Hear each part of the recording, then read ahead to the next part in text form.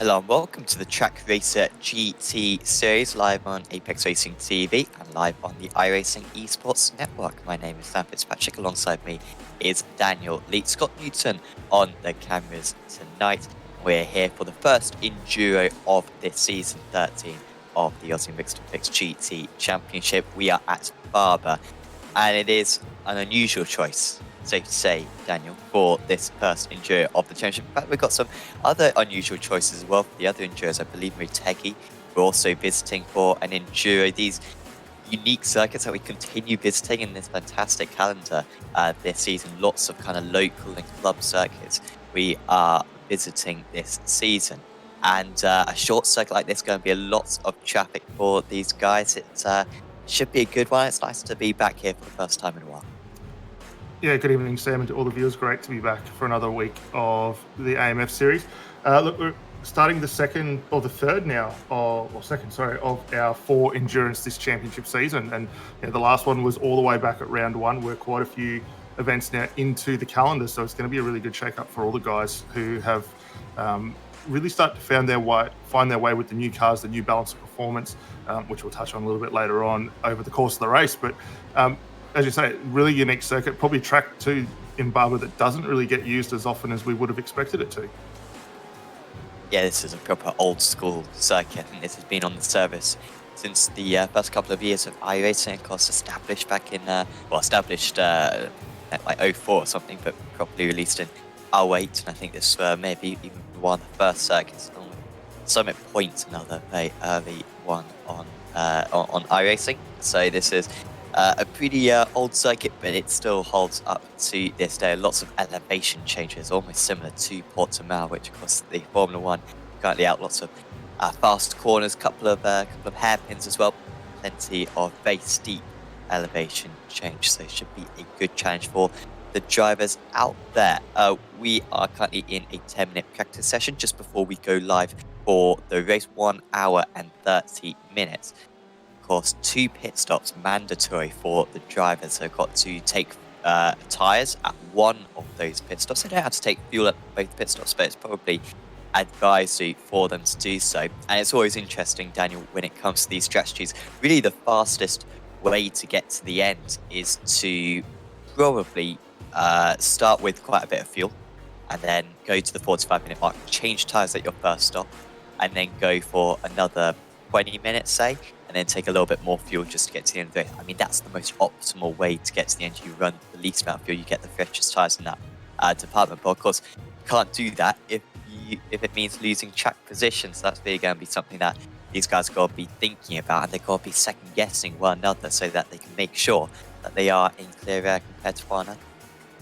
Yeah, definitely. I mean, when we went to Donington, our thoughts very much similar to your own there as far as how the setup was going to be strategically placed. And we're a bit surprised there. Ross Rizzay managed to get the win on a very unique strategy, which we've seen trialed a few seasons ago, didn't really work to full effect at the likes of Silverstone, but pitting as the safety car came out, or just as the safety car came out, sorry, got back in on the next lap under safety car to knock over those 2 pit stops and then went through to take the victory. So it'd be interesting to see who wants to challenge it. Well, I've always been of the assumption, being it is a 90-minute event, break it up into those 3 segments, the 30 minutes, get in a stop, get the fuel in, tyres for the back end of the race at the final stop. But the way circumstance befalls all these drivers, it's all open to interpretation and how they're going to go about it. So be really interested to see what they decide to do. And obviously we've got those safety cars that are potentially going to come into effect and ultimately throw all that hard work, strategy planning right out the window, and we'll go back to best guess at that point. We haven't had any virtual safety cars from what I've seen so far this season. Is that still a possibility that we could get one of them? We may well do. Obviously, it's going to depend on how the guys get through the circuit, whether we do see any incidents along the way that potentially is in a pretty high-risk scenario on the circuit. Obviously, there's a couple of technical points that these guys are going to need to navigate their way through. But I would assume, given the runoff area that we're available at this circuit, if the guys can clear the cars, we may not necessarily need that. Yeah, that really mixed up the Daytona round last season when Craig Edwards was out for a while, waited for a while until he made his pit stop managed to get it done under virtual safety car. And as we've seen so many times in Formula 1, if you get it done under virtual safety car, you save so much time, especially around Daytona, because everyone's down the back straight doing like 50 miles an hour. It saved probably about 25 seconds doing that. So maybe watch out for that one as well. So the drivers are just gridding up now. Remember, despite the fact that this is an enduro, it's still a solo race, and this all contributes to the overall championship along with the endurance championship as well. And we'll give you a little bit more info on the championship later on. Michael Healy on pole position for Tricky Esports. Good qualifying for Jacob Brown, who I believe might be new for this season and has improved quite a bit. He's up on the front row of the grid. Championship leader Ross Rizzay, 3-time winner out of 5 races so far this championship. He's the man to beat. He starts in 3rd. Then it's Jeremy Clark in 4th, Nathan Huppert, Craig Edwards, Timothy Beeben, Martin Crisp, Simon Nicholson, Ben Dow, Matt Morris, Jordan Pruden, Trent Thomas, Chris Whitesall, Warwick Brown, Jesse Butler, Jay Boving, Amanda Dalton, Bradley Sanders, Tom Huggan, Steve Janssen, and Aaron Spetcher. That's the top 22. And then it's Adam Gardner, Dale Braid, Aaron Cooper, Miles Burgess, Robert Christel, Grant Madderford, John Poose, John Trott, and then Bradley Glenn and Byron Phillips, rounding out this 32 car field. So a slightly smaller grid, and I think that might be a wise thing for this race, Daniel, because this isn't a very long circuit. The driver's going to be lapping in, I think, sub 80 seconds. Yeah, in practice, fastest times were in the 1 minute 19s. And if we did have 60 cars out there, then I think you'd spend most of the race in traffic, and it would be very difficult as well for the drivers at the back to make sure that they didn't go a lap down. But I think this is probably slightly better.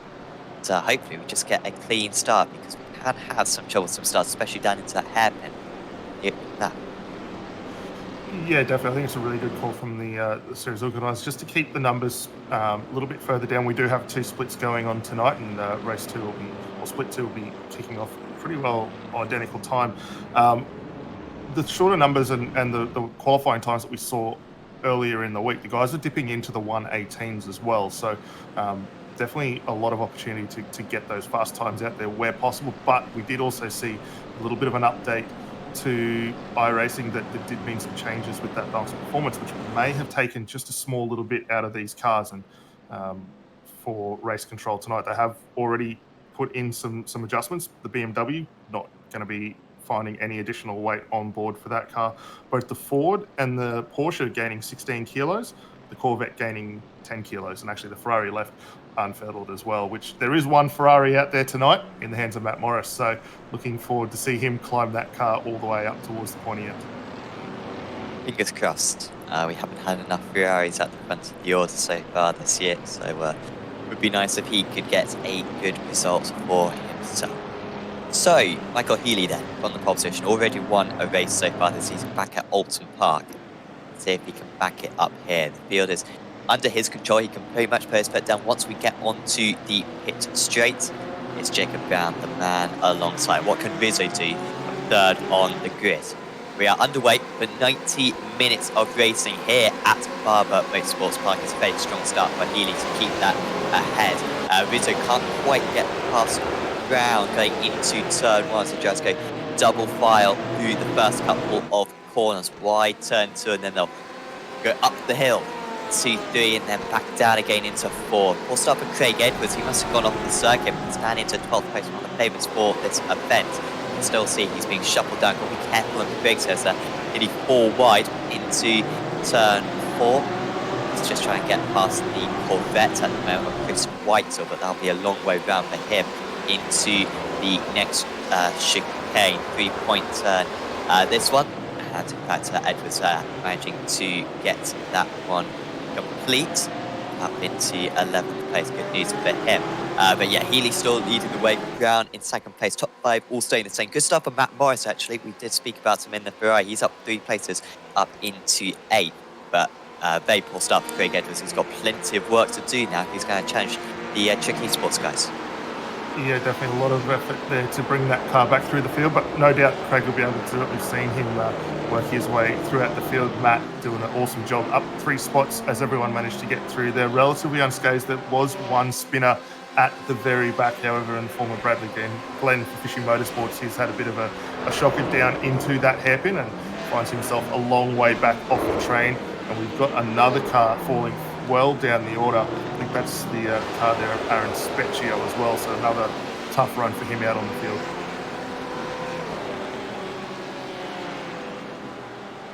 Down into third, the first 9 places lost for him, and yeah, he lost 14 seconds to the race leaders on the opening lap alone, so quite an issue for him there. Ben Dow did gain a place on Simon Nicholson off the line.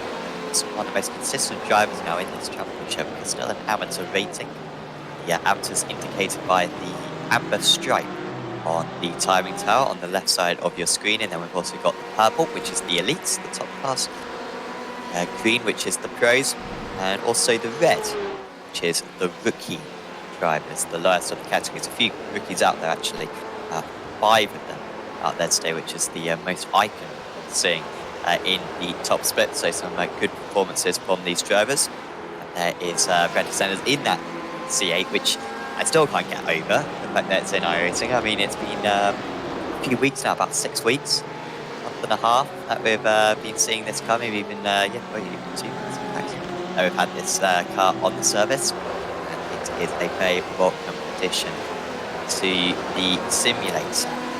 Healy's still leading though by 7/10. Here comes Cooper and Reid, and that is Reid getting ahead of the C8. Looks spectacular, but just dropping down the street.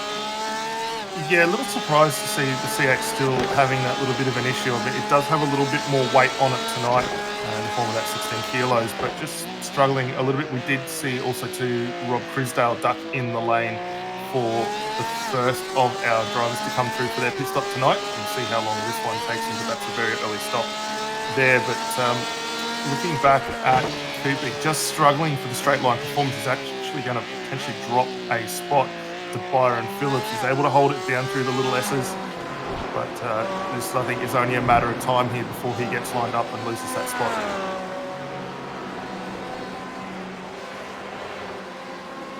The weakness of the C8 is certainly going to be down the straights. The other cars are quite a bit faster, particularly the BMW lightning bolt down the straights. But plenty of corners, plenty of corners around all of the circuits that we're visiting. Like I said earlier on, you know, a lot of kind of national circuits rather than the big Grand Prix international circuits that we tend to visit. A lot of these places, after following the IMSA schedule and the Le Mans series for a couple of seasons, we kind of neglected a few of these really fantastic tracks, so made a bit of a mission to visit as many of them as we can for this season. Interlagos, the next one of the few proper Grand Prix circuits, albeit a very old school circuit, is that one. Certainly one of the best in the world as well. We knew that it was going to stay close up at the front, and that is what has happened. It's 1.6 seconds separating the top 3. Then a small gap back to Jeremy Clark. Nathan Huppert's looking racy tonight. I can't remember the last time that Huppert's won a race. I can't remember the last time he got on the podium, frankly, Daniel. Of course, our runner-up a couple of seasons ago, back in season 11, I believe it was. He did an awesome job on that season. Unfortunately, had a disconnect in the last round of the championship when fighting for the title. Was really going down to the wire between him and Timothy Beeben. But the last season and a half has been very tricky for him. But this is one of his better showings. Unfortunately, can't get the move down into turn 1. Yeah, it's been a little unorthodox for Nathan there, just struggling maybe with the change to the C8 this season. We have traditionally seen him in, I believe it was the Ferrari, running that car around. So it is a bit of a learning curve, still admittedly mid-engine, but just a unique driving style to get used to. He has been in a few unfortunate issues there, which have seen him taken out in those races. So it has been a really tough season, but still showing awesome enthusiasm to get back up there and continue on. And going to have to keep an eye, because he's got our former defending champ Tim Beeben right behind him as well. So Tim will be looking to try and elevate himself in the Mach 1 Esports car. And right behind there too, Martin Crisp also vying into this one. And remember, he had a really solid run only a few rounds ago back at Indianapolis.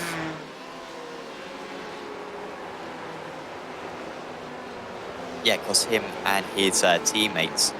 Yeah, was it that occasion? Yeah, was it him and Nicholson who knocked out the front row? No further action, by the way, with Beeben with 96, so I think that was Edwards.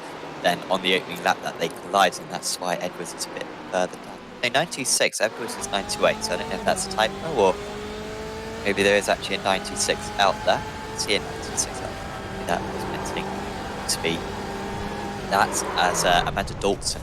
We see a replay of why she has struggled in the 669 car, down 10 places now. Start. Yeah, a little bit of an easy one there to do. Just got that car up on the curb. And she went.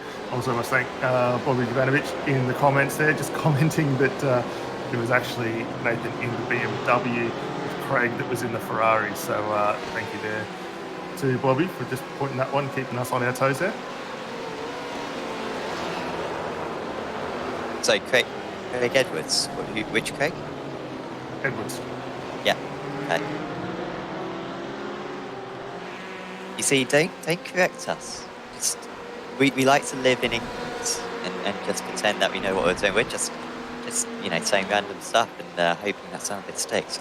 Racing incident between Thomas and the 705. And further action. Is that Trent Thomas then? I don't think Trent Thomas is out here today though. No, apologies, in 14th place. Yep. And that was a collision with Warwick Brown, which has sent him down. Yeah, Warwick Brown only a couple of places behind him actually in 16th. But why is Trent that far down? I mean, apologies for not realising he was in the race, but I think you can forgive my mistake there because this is a driver who's won a race so far this season. I've got Trak Esports doing so well this championship, and for some sort of reason, only qualifying in 13th place and doing very little in the race as well. Any ideas what could be going on with Trent here? No, I think just struggling with the performance in that car at the moment. We're just going to get a look back to see that incident unfold. And to be fair, Warwick left him a lot of room on the run up through the chicane there. And Trent, with that little bit extra speeds, just nudged him on the run out through there. So, bit of an awkward one, but I think Warwick initial turning just set that one up and didn't quite get the marks that he needed to maintain that racing line. So that did drop him quite a ways down. But as far as qualifying went, not the best showing for Trent. He only managed to pull that car into 13th position tonight, as we see Tom Huggan around, and that's down off the back of the chicane, and that's going to be a really tricky one for all of these guys as the night progresses.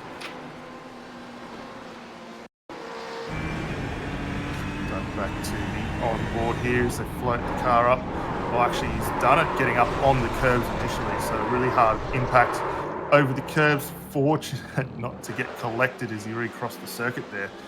And that dropped him now down to the 28th position, so another tough night for the XRC guys. It's a brilliant run of corners. That both of those kind of fast sweeping chicanes. The first one a lot easier than the second one, but almost satisfying as well, I think. Then the second one, which very much tightens on exit. The first one, you can pretty much go flat out, I believe, in these cars. So maybe we could ride aboard with Ross Rizzay just for a second here and see if he does decide to go flat out. Oh no! Well, maybe he shouldn't have tried to go flat out because he's lost the car. Well, that's it. That is terrible. Wow. You've put the kiss of death on him there. We jumped to the onboard shot, and he's lost. He's fortunately just got that car back in front of Jeremy Clark. But that's twice now that those Fords have got up on those curves through that chicane and really struggled for the handling. So for any of the team pit walls that are tuning in onto the broadcast, tell you guys straight away to stay off those curbs because it's going to end in disaster. So Ross made this race a bit more interesting because Ross wasn't the favourite, but we do not see mistakes from Ross Rizzay very often. Very, very experienced competitor. I remember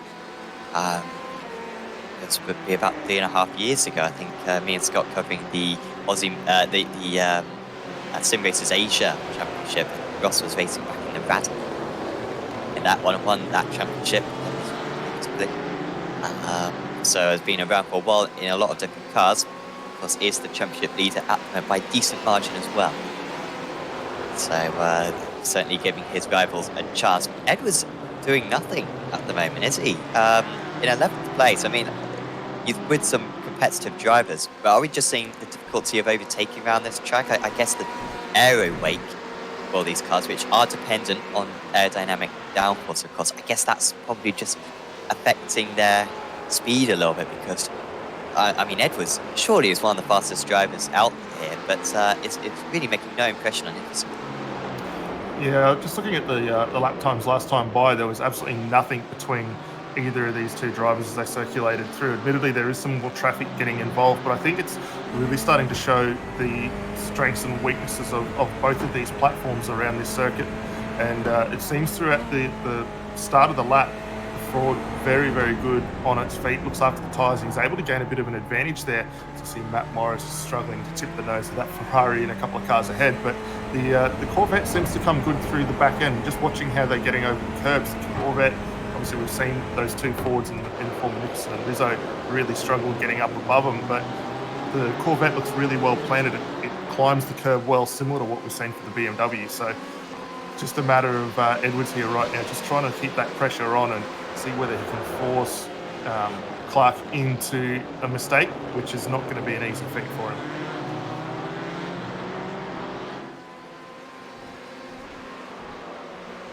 Oh, that's a slide for Beeben. And he is now big under pressure from Rizzay. Wow, what are these mistakes? I mean, these guys don't visit this place a whole lot. You've got to take those curbs, though. I mean, if you don't take those curves, particularly the second one, then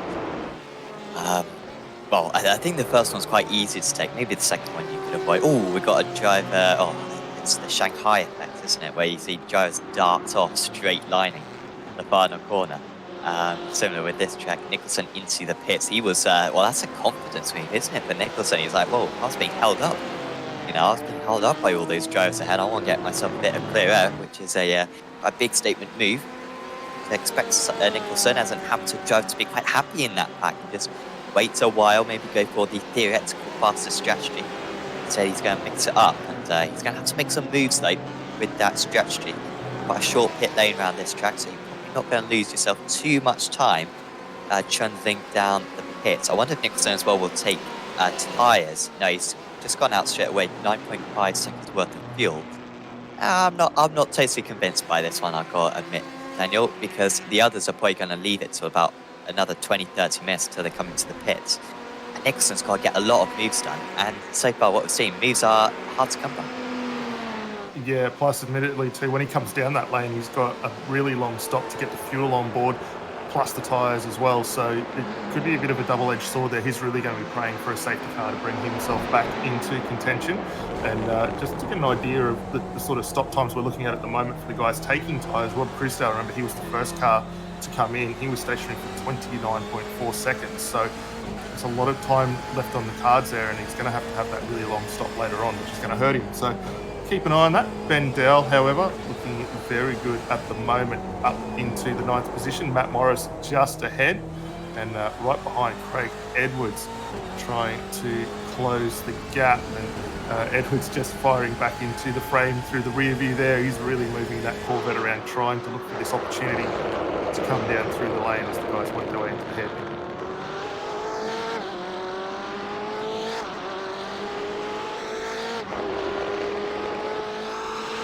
This is probably the closest battle out to the circuit at the minute, the largest battle. We've also got Jordan Pruden a little bit further down. Is Dowell going to be round there? No, I thought that was totally out of control, but taking a bit of curve, and he's all right. Also, that you can see the Ford GT just at the couple of cars ahead of these guys in the form of Martin Chris taking a very unusual line. Apologies, that was Martin Chris then. A unusual line to that first chicane, as just behind him, Matt Barber's making a small mistake, and he's just having to go a bit defensive now. So the grass lining this circuit, proper old school track, still used for IndyCar. And he question, if these guys can't get past around this circuit, then how do IndyCar do it? Because you have got that tyre effect that gets in that series, which perhaps helps out a little bit. Of course, I think there's been a few wet races as well around this track, particularly iRacing releasing that hashtag soon, but not holding on too much. There's Brian Phillips as well in 17th place. But maybe just worth catching up with Jordan Pruden currently in 13th, because he's got Brown, Boving and Janssen all on his tail. Last lap, Pruden actually just opening up that gap a little bit to Brown by 0.2 of a second. Brown, who did have that collision earlier on with Trent Thomas, who is still ahead of him in 12th place. But yeah, Brown struggling to get past Boving and Janssen as well, just at the back of this, and interestingly the fastest of all four of them. Yeah, Porsche looking really good as Pruden gets the power down through the inside, through the little chicane there, and able to really extend a nice little gap over Brown and Boving behind, and those guys coming at him reasonably well. The pace is thereabouts between all three of these cars. 119 last time by for Prudence, a 20 for Brown, and Boving back to a 19 as well. So we see Morris losing a position now to Craig Edwards, and that's probably going to be one of the prime spots on the circuit tonight, down into one with that big drop-off as you float the cars through there. So Craig will now promote himself up to the 9th position, and shouldn't be too long before we see him up on Ben. But here's a look at how this one unfolded. Yeah, so it's actually a double overtake then. Morris losing a couple of pairs, or a double loss probably, more like it. I think he ran wide at that corner on the previous lap actually, did Morris. He got away with it, but this time not so. Edwards still had a lot of work to do, didn't he? This is still not a great position for him. And Morris must have made a bit of a mistake, I think, through the final corner as well. Yeah, a bit of a slide. And Edwards being able to get through, so Morris will be frustrated with that one. And finally, Edwards makes up another place. Of course, Nicholson came into the pits earlier on, makes a move for himself, but track position going to be absolutely critical. If you get to the last 20 minutes, even if you have got some fresher tyres, not necessarily going to give you the overspeed that you need in order to make that race-defining move. Morris into the pits now, a bit frustrated, I imagine, with those mistakes. We'll be interested to see if he comes out ahead of Nicholson, as we've got Janssen, I believe, also no, it's Phillips, apologies, off track, who was running, I believe, in 15th place. Byron Phillips. It's not anymore. Be closer to 30th place. Yeah, it's another one of the drivers getting caught up through the chicanes. This time, the second one actually loses the back end of fraction on turn in, gets it up on that curb, and lucky to not find his way into the fence at the end there. But drops a huge way down as a result of that. Warwick Brown similarly getting a move now done on Jordan Prudence. This one's been in the makings for quite a few laps. And what we thought for Prudence, where he was able to gain that bit of an advantage, and now just having to fall in behind the Ford, but he keeps that nose up there, looking for an opportunity to redress that position.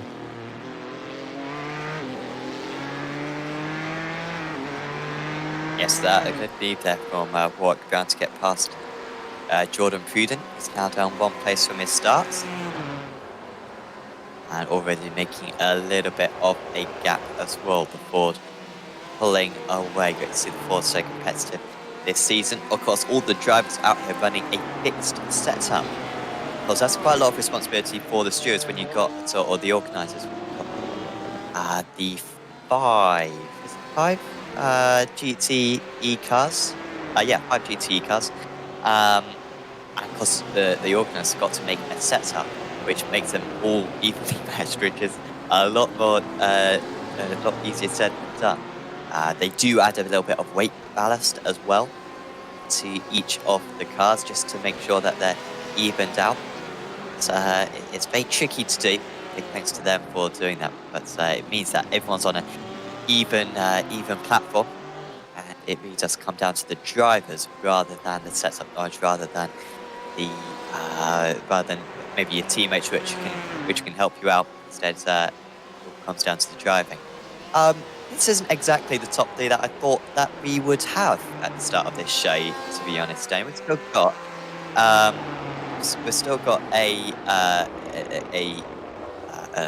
Trick Esports car leading the way, with Brown and Hupperts in second and third, even Beeben as well in fourth. Rizzo a long way off now. The race lead, Rizzo actually losing half a second to the race leaders on that last lap. He's now 11 seconds off the race lead. This is an unusual race at the moment. I think it's touting up to be a very exciting race actually. Yeah, definitely. I mean, Jacob and the teams at Donate Live, we've seen them slowly work their way up through the season as it's progressed, and relative newcomers here. It's so great to see them up in second position. Surprised though that like Healy hasn't been able to extend as much of a gap as we would have thought. It's only 1.8 seconds currently. Huppert's doing an outstanding job in the C8 there to hold on to third. And he's not really losing a huge amount of time to the guys in front. He's actually lost 0.3 of a second last time by, but he's not losing it hand over fist like we may have thought with C8 and the way we've seen it trying to get over the curves. So he's in with a good shot. Phoeben doing a stellar job, and Ross Rizzo though really struggling. There's a bit of contact there for Dow and Edwards. That will definitely see some action from the stewards as a result of that one. But Rizzo's still on that recovery drive after we saw the big lose that he had through the first set of chicanes there, and not really the night that he would have expected either. Edwards makes up another place then, but at the expense of Ben Dow, who was having such a convenient run.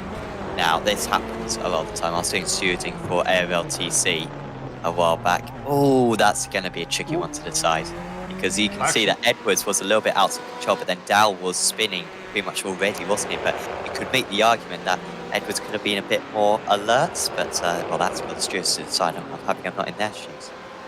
Yeah, it's a bit of a tricky one, and it also looked like too the back end of Dow just starting to lose itself a little bit as they started to funnel down in through those little step downs. So bit of a tough one. I don't know that Edwards really had much that he could have done other than to hit the brakes a little, maybe, other than physically stop the car, which is not really possible at that point on the circuit. So it will be interesting to see how race control deem that one, but looking at that bit of a racing incident potentially there, but we'll leave that in the hands of those guys.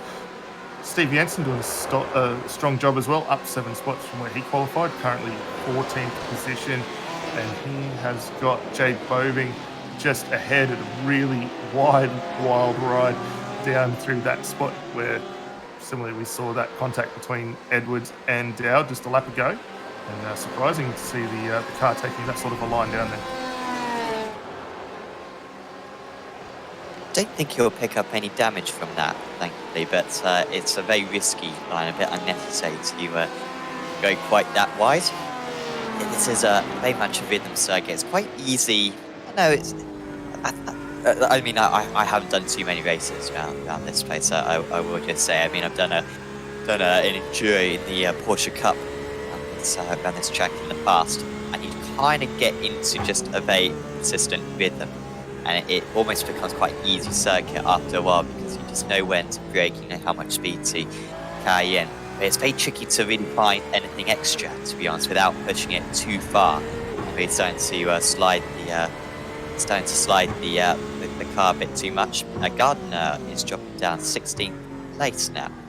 What is going on with him for the 750? He looks to be having a bit of trouble just as they crest the hills, so I wonder if that's a bit of an off-track excursion for him there. He's now dropped another position down behind Aaron Spezia, so now into the 20th spot, and he's just struggling a little bit on pace. So hopefully there's no damage, but that's a hefty drop there.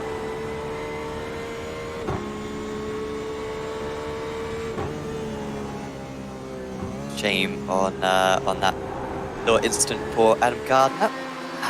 So in 20th place. This would be... we're going into a little bit of an area now where we're expecting not to have too many pit stops. I'm unsure why you would pit at this point. You kind of want to pit early, or you want to pit kind of around the 40-minute mark to take your sets of tyres. As we get to kind of the 35-minute mark, you want to guarantee that drivers will take tyres at their first pit stop. Meanwhile, the drivers who have already pitted may well take tyres at their second pit stop. Here comes Phillips. He's making his way back through.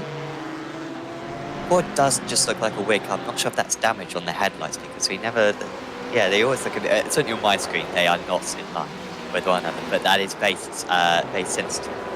So is that Morrison getting ahead as well? He's already come into the pits, of course, as Matt Morrison. Also, actually, Simon Nicholson. And was that a move from Morris on Nicholson? Because they are the top two drivers who have made pits. I think they're having a casual battle out there for position. But the fact that they're both pits and ought to be working with one another, to be honest. But there they are, 23rd and 24th, with one of their two pit stops complete already. Could be dangerous later on. What are their times like? Well, their times are quite poor. High 20s, 20.9 on that last lap. Meanwhile, the drivers who they were racing before, Martin Crispo, for example, in the 19.6, Clark in the 19.9. They lost about a second on that last lap, did Morris and Nicholson. In fact, you can see that how much time Morris has been losing in recent laps. Clearly just getting held up. And showing how much Nixon's been held up. He hasn't been able to make the move. Morris, meanwhile, looking a little bit better through the traffic. And at the moment, it's actually not quite working out, but it's early stages, and maybe a safety car could really help them later. Yeah, definitely. I think that'll be the main goal, is try and get that safety car in. Morris going to have to be really careful, though, with Nicholson right behind as we ride on board down through one into two there. But Morris has also got Matterford just ahead, who we saw momentarily lose that spot to Brian Phillips, and that Ford now managed to scamper away out of this train. So these two are going to need to get on with it if they can, and clear Matterford here. Morris, with a big drive down the inside, should be able to get this one done. Actually, it might have been just a smidgen of contact mid-corner there as well, and this actually might be a little bit trickier here than what we think for Morris, as Nicholson moves back to the inside, trying to take that little bit of draft and stick his nose up in the inside. This could be Morris just about losing that spot as they get into the hairpin. No love lost between any of these cars here. It's a tricky situation for Matterford here, because he's not racing with these guys. So realistically, he's probably going to finish quite a bit behind them. But he doesn't want to lose time. Let's let him go. There's always a weird circumstance when you've got a driver who isn't racing, another driver who's already pitted, and they have absolutely no interest in keeping them behind, but then they have no interest in letting them go. So you have these situations where you just got a driver being at their race absolutely being wrecked, despite the fact that it's no advantage to the driver who is wrecking their race. And Manfred holding up these guys a lot on that last lap. Morris now doing a 21.0. That's too slow. It's a second and a half slower than the drivers who he was battling with earlier on. So time escaping, and that makes he's going to lose quite a few places. The others come into the pits. And Specchia in 18th place. Livening up actually 3rd place. Nathan Harpert. I wonder if we could have a look at his lap times recently, Harpert. Because he's now 8 seconds off ground, and I didn't recall him being that far off. I didn't see a poor lap time for him. Yeah, the last 4 laps have been fine for Harpert, although he is losing a little bit of extra time. It's up to 8 seconds now, and he's going into the clutches of 30. Yeah, big loss there down lap 21 there, half a second.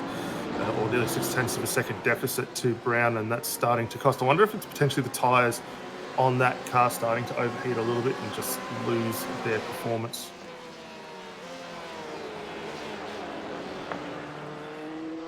Yeah, pushing a bit too hard. Maybe this is surely going to be a hard track on tyres. You've got that really long turn 2, and then also a couple of these chicanes are really going to stress the tyres out as well. 42 degrees track temperature as well, which is pretty warm. Of course, the 15th of May, as always. I don't actually know where Barber is. Where is Barber Motorsports Park? Is it? I think it's New England, but I am not sure. I will have a look where it is located. But I don't think it's too far away actually from the iRacing base, although not as close as Lime Rock, which is just down the road. I say down the road, like 60 miles away, but America is a big place. Thomas into the pits from 9th place. He's again had a quiet race. I forgot he was in the race earlier on. Trent probably hit me after listening to this broadcast. He's into the pits, 13th 13th place he is now. Let's see if he takes tyres, actually. This will be interesting. You've got an hour to go. You can go to the end of the race pretty much from here, but obviously you need to take some an extra pit stop, so may not be the best. But yeah, he may well just fuel up to go to the end, which might hurt him in the short run, because he'll have a bit more fuel on board as he is taking tyres. So this is one of the first guys to take tyres. Nicholson and Morris. Oh dear, guys. Oh dearie me. Nicholson and Morris have collided with one another. And well, is Morris stuck there? We could be getting a safety car hit, because I am not seeing Morris move at all. And this could be our first safety car. And these guys who came in for the early pit stop were too busy battling with one another, and it's really, really cost them bad. There they are. Quarter panel through the final corner. Nicholson with big damage himself. That is a huge shame for those couple of drivers. And we have got the safety car deployed, which I can't see this one in its entirety, but I can certainly see the finish. That's part of the problem with coming into the pits early, because you have to make the moves, and we said it from the start, have to make the moves, and they just couldn't make the moves. They're getting held up behind other drivers, and yeah, I'm not even sure whose fault that was. I think that was Morris getting a slight slide on Nicholson going into the back of him. Now, I'm not sure who this is going to benefit. It's probably going to benefit, well, who's come into the pits? So Rizzay's come into the pits, Clark into the pits, Edwards, so Sanders, Janssen, Burgess, Cooper, Specchier, Gardner, Phillips, Manafort, lots of drivers into the pits. But crucially, the top 8 staying out. Michael Healy, who was leading the race, staying out. Also Brown, Hupperts and Beeben all staying out. I just wonder, those guys passed the pit lane when the safety car came out, and therefore didn't have the opportunity to pit. In fact, they're coming into the pits and they're up, so they're not going to lose out. So everyone's into the pits. You may as well take the free pit stop. You can see how absolutely crowded it is. Thank goodness we don't have real life pit mechanics, to be honest, because this would be a death trap, to be honest. With this relatively short pit lane, I think drivers may be sharing pit stalls as well. Though we don't have too many drivers out on circuit tonight, and they are all coming into the pits. The vast majority as well taking tyres. You may as well take tyres. And this has taken away the slight strategy difference between the guys, because they're all going to make their first pit stop in this same period. Just wondering if anyone with 2 pit stops is going to benefit. Unfortunately, the 2 drivers who had the opportunity to take the 2 pit stops have already crashed. So they haven't really been taking advantage of that strategy of the early stop. And they are going to not gain too much from this, albeit actually Nicholson, I think, has made that pit stop since, and will get some of that damage fixed. They do get a faster pair. So it's Brown now leading the way. He's 7 seconds ahead, 7 seconds quicker in the stall than Healy. He took barely any fuel, did Brown. You take into consideration that tyres take about 27 seconds, and Brown was stationed for 29 seconds. You now have to be a genius at maths to realise that he only took 2 seconds of fuel, did Jacob Brown. But he now leads. Michael Healy in 2nd place, Timothy Beeben in 3rd. What's happened actually to Ross Rizzay, who is further down the order than he was? In fact, 11th place now for Rizzay. Oh, Rizzay's done the double stop, and I'm surprised no one else has done this. So Rizzay has got both of his pit stops done, and I wasn't around for Donington. I believe this is what he did in order to win the first race of the championship. And so Rizzay, in 11th place, he's taken both of his pit stops, and he can now go to the end of the race from here. He did benefit slightly from when the safety car was announced, the fact that the leaders weren't able to come into the pit straight away. But Rizzay now, with those 2 pit stops done, everyone else in front of him has got to make 1 more pit stop. Rizzay go to the end of the race, and perhaps is favourite now to get his 4th race win of the championship in this round 6 of the season. It was his 2 teammates, Trent Thomas and Michael Healy, with the other 2 victories so far in this season. Yeah, it's looking pretty good now. So we'll have, I assume, 1 more lap under the safety car. I don't believe everyone's queued up behind the safety car just yet. There are a few more drivers actually who have taken both the pit stops. So Craig Edwards down in 18th place, has now taken both of his pit stops. Ooh, as we've got Beeben and Hupperts into the pits. So they're going to take their second pit stops as well. And that's how important it is to take your second pit stop. The problem for them is that Rizzay is already onto the back of the chain. So surely Rizzay will be able to jump them here. They've only got to be stationed for a couple of seconds, but Rizzay will be moving ahead of them that he already is, whilst those guys have even come to a halt in their pit stalls. And this has worked remarkably well. The 978 car, the championship leader, Ross Rizzay, 3-time winner already this season. And he is already up into 6th place with everyone in front of him. Still needs to make another pit stop. Interestingly, Brown and Healy staying out, but they are going to be sitting ducks later on, albeit they will have less fuel than their rivals, but this one hasn't really worked out for them. So Huppert's then coming out in 13th place. He's just ahead of Edwards. So it's not too bad for him as Joe just unlaps themselves. These guys, now Simon Nicholson, just unlapping himself. But where did others come out? So Huppert's came out in 13th. Beeben, who just pitted as well, came out in 16th. Crucially behind Whitesell as well, who's doing very well in 5th place. So, well, it's easy to get a little bit confused with everything that's going on. So I recommend clicking on the live timing link in the description below, provided by SDK Gaming. Click on that live timing link, you'll open a web page on your browser, and that will show you the intervals between each of the drivers. It's a live timing link. It will show you the intervals between each of the drivers. It will show you the lap that they last pit stop. It will show you the length of their last pit stop, and it will show you the amount of times that they've come into the pits. That is really useful stuff. Our overlay tries to give you as much of that information as possible. We can't give you all that information at one time. So I recommend clicking on the link in the description below, provided by SDK Gaming, who also provide this fantastic overlay for us. And you can see the strategies that each of these drivers are adopting at the moment as we move into the final 52 minutes of this 90-minute race. So the safety car will be in on this lap as he pulls away now. Does Alexander Bird, and he is coming back into the pits.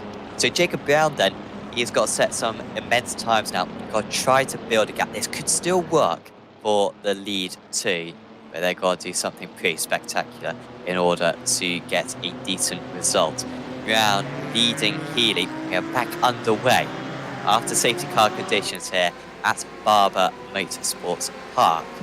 And it's Brown leading the way. Half second clear of Michael Healy. No move in the front positions as we start single file for this restart. And there is Craig Edwards with Nathan Huppert, second and third after the drivers who have made both pit stops. Rizzay, the top of the drivers who have made both pit stops, up in 6th position as they all cycle their way through into the hairpin for the first time. Yeah, very little movement at the moment in these positions, and you've got to work hard in order to make a move now in this very tight field.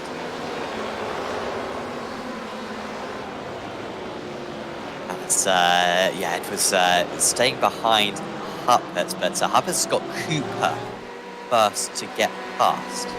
And no disrespect to Aaron Cooper, you'll see that red stripe by his name. That indicates the rookie status that he has got.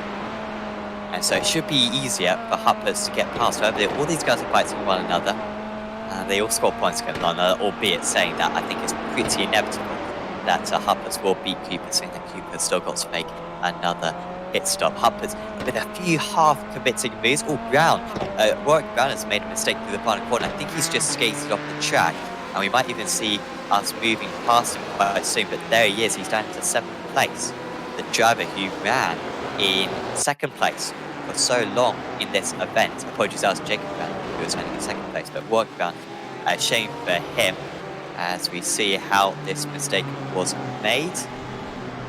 Going through the final corner and just track extending a bit and very slippery off the track. Aaron Cooper, I think, may have had an issue as well, which would be a shame for the lead rookie driver, and he has had a problem. In fact, has he just towed back to the pits, in fact, Cooper? It's a massive shame for the rookie driver. and a disconnect seemingly for him. I'm sure he was having quite a bit of fun. That's one of some of the most established drivers in Nathan Huppers and Craig Edwards there after the pit stops have shaken up the order. This is a tight battle. This is Poos leading Butler, Phillips, Glenn, Gardner, and Specchio. Specchio after a very poor start back up into 25th position now. So still with moves to the maze. Fastest up the race for Jacob Brown, matched by Michael Healy, the top two sprinting away. In fact, they're over a second faster than Ross Rizzay on that last 12 rounds. They've got to rely on Crisp and Boving and co to hold up Rizzay whilst they make a gap. But however, they've got to make a pretty astonishing gap. They've got to make a pit stop gap pretty much. They've got to make a gap of probably 25 seconds or so in order to pit and stay ahead of Ross Rizzay. At the moment, that's just 4 seconds, and that's the mountain that they've got to climb in order to have any chance in this race. Sanders with quite a queue behind him now. Dalton getting held up, so apologies. The driver who was, Cooper with a received through pit fell to an unacceptable level, so his system disconnected there. That could be a hardware failure, that could be a internet failure. Whatever it is, he's out of the race temporarily. He might be able to rejoin later on if he so wishes. Albeit, I think there might be a rule against that. I certainly know if you tow back to the pits, you're not allowed to rejoin the check, but I'm not sure what the rules are for a disconnect. Burgess just a little bit further back. He's now got Huppers on his tail, but it's been the story of this race so far. It's tricky to make moves. Which I didn't think would be the case. I thought you could make a decent amount of moves into the hairpin, and maybe into turn one as well, you could get a move done. And that hasn't shown to be the case. The most likely move at the moment is probably going to be between Sanders and Dalton. Dalton with a brilliant 4th place last time out at Virginia International Raceway, by far her best result in this championship, and has very much been an improved driver. A similar result will be tricky to come by today, but a top 10 still possible for her. And she's currently on to the back of Bradley Sanders. It's no giving, and at the moment, this whole queue all in red, which indicates that the gaps between each of them is below half a second. It is really close, and they're all getting held up. 8 seconds already, the gap to Brown, and we've been racing for about four laps as we went back green after an incident between Nicholson and another driver earlier on, which brought out the safety. Morris, by the way, was the other driver involved in that one. Morris and Nicholson, by the way, still continue out there.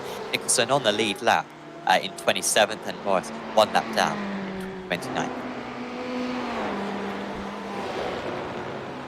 A few other retirees, already quite a small grid. We had 66 cars qualify for this event. So we just about managed to split it. This is a league event, of course, the Trak Racer GT Championship. It organised an awesome job of a pre-qualifying before the session launches. We have a pre-qualifying where the drivers basically do their qualifying laps, and the top whatever drivers get into the top split, and then the rest get into second or third split. We've had 4 splits before when we've had some 120 drivers sign up for the championship, particularly at the start of lockdown. We had an incredible amount of participation, and still the participation very high right now. And so the drivers who are in this split are very good drivers. Get into that top 32 places is a lot easier said than done. And so they are some very accomplished drivers, I'm sure, out there. Trent Thomas, by the way, just moving up into 17th place. He's just got past Tom Huggin, which isn't easy to do. I certainly know I for one, would struggle to get past Tom Huggin. He was a little bit off the pace. He'd have an off earlier on, did Huggin. This is how Trent Thomas managed to do it a bit earlier on. 987 up into 17th place. He's made both of his pit stops, so too has Huggin, to be fair. And so could be in for a decent result by the end of the race. Yeah, really good move there from Trent, using all that curb that the BMW could handle. And it's interesting to see. Obviously, we've had those Fords earlier on have some issues getting over them, and just to see how much Huggin was trying to avoid getting that forward up on the curbs, and it really did cost him a huge amount of momentum as he worked his way through. And for the guys that can take full advantage of it, like we saw from Trent there, definitely a huge amount of time to be gained.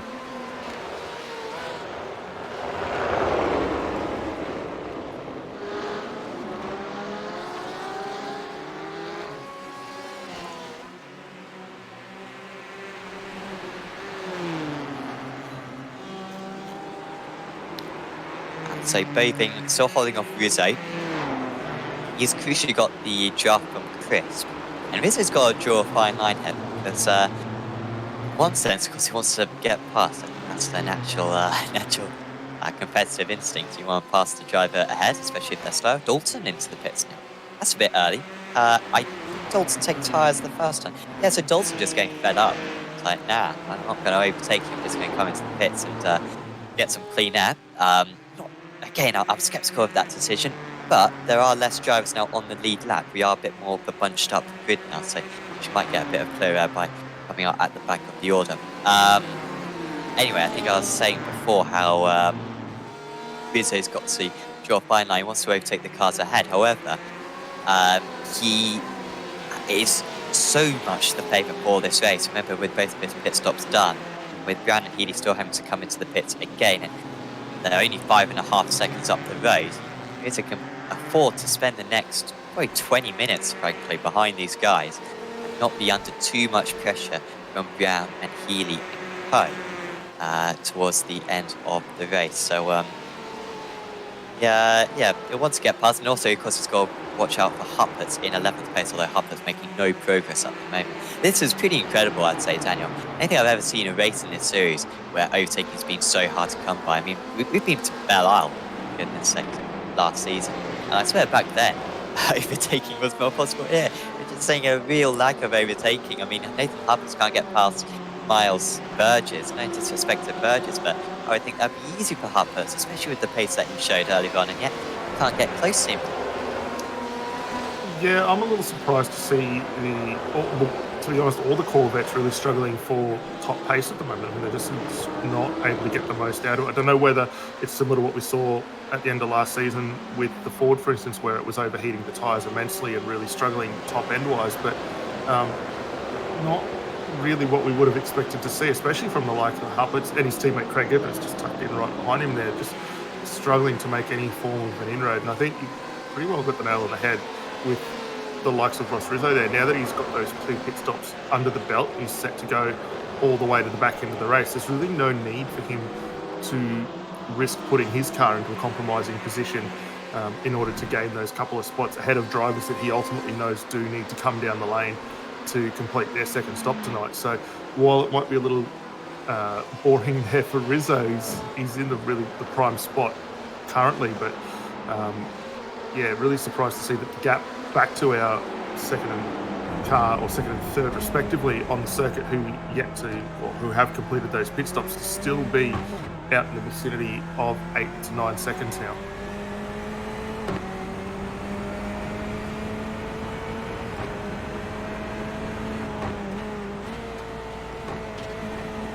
Up's closing up a bit. See through this corner.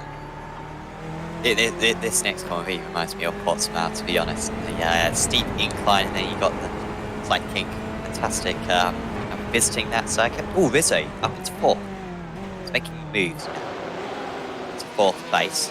That will be a disappointment for Brown and Healy. He's only got one more car to get past. Martin Crisp, who were too slow himself. Here it was from Rizzay. It was a decently far way back move, it seems. Oh no, it was a mistake. Mistake from Boving, and he did well to hang on to that car. Did manage to keep he managed to keep Warwick Brown behind him at least. But that was just tipping a wheel onto the grass. So Rizzay didn't make that move. He wasn't going to make that move. And yet his opponent pretty much gives it to him. Yeah, unfortunate there for Boving as well, not to... obviously, the natural instinct would be release the brakes, try and save that slide, but he also had then Martin Crisp ahead of him as well, so just kept on it, pulled the car up as much as possible and only lost that one spot. So he's still back in with the shot. Obviously, does have that second pit stop yet to come, but he'll be able to work his way through. And Rizzay now off going after the guys ahead as Martin Crisp now just dispenses of one of our back markers. That's Bradley Glenn, who had a bit of a shocker tonight incident on lap 1 and just really struggling to recover in that car, currently down 27th position as these leaders go by.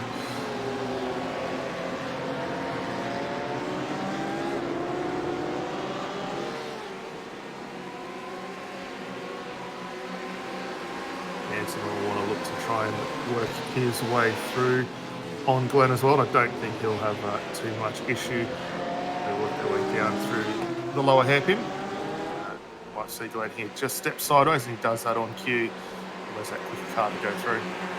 Right behind though, really good battle with Burgess and Dow just starting to heat up as we watch the guys work their way through the second chicane. This will be interesting to see whether either of them miss up the curb. They actually both leave the curb through the second chicane on the entry well alone, and maybe just a little off put with that the Porsche ahead. Sauntered straight into the lane.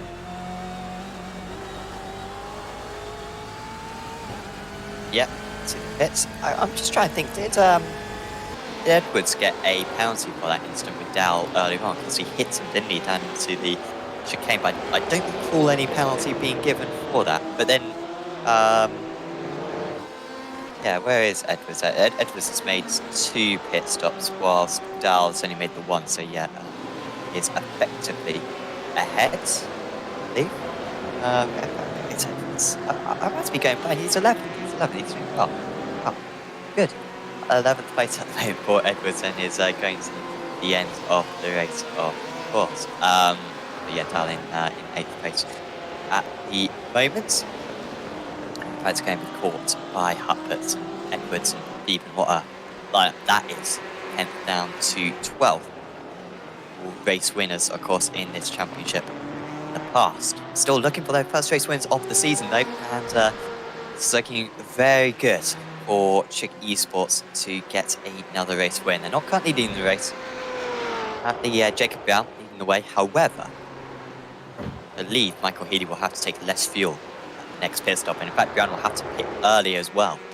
Brown took very little fuel at his first pit stop, so he's probably only going to be able to continue out there before his pit stop for another probably another 10 minutes at most. These cars can go about 55 minutes on fuel. He did add a couple of seconds of fuel, and of course we did have a couple of laps under safety car as well. Might just edge it over the hour mark. But Brown running out of laps. Meanwhile, Healy should be able to go maybe even to the hour and 10 mark, maybe even the hour and quarter mark before he has to come into the pit. So he can just continue pounding in these laps in clear air, trying to build a gap to his rival. He's now got 6.4 seconds to Crisp, who also needs to come to the pits. Crucially, he's got 7 seconds to Rizzay.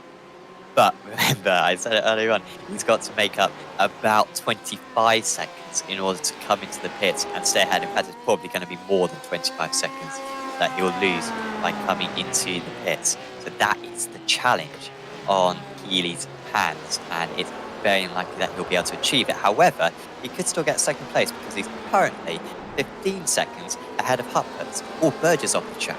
And that is a good news for Hupperts there, and good news for Edwards. Can even take advantage of this as well. In fact, well, Burgess comes into the pits, which will be a relief for these other drivers, in for his final pit stop. So it is starting to open up now a little bit for Hupperts and Edwards and Beeben, and they are 9 seconds behind Rizzay.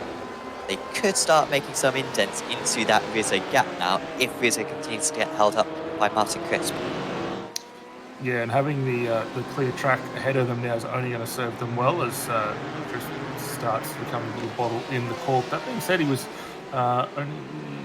he's actually a 10th of a second slower last time by comparative to Rizzay, who's already started to make gaps over both of the Donate Life cars behind. So yeah, might be something that we'll see Crisp hold on for a little bit. Admittedly, still got that second stop yet to do. So keep an eye on here, but Rizzay just hovering thereabouts. But yeah, Chris losing a huge amount of curb, especially through that first chicane, softens it up through the second one, which is where we've seen all those big incidents so far tonight. And these two pressing on for another lap here.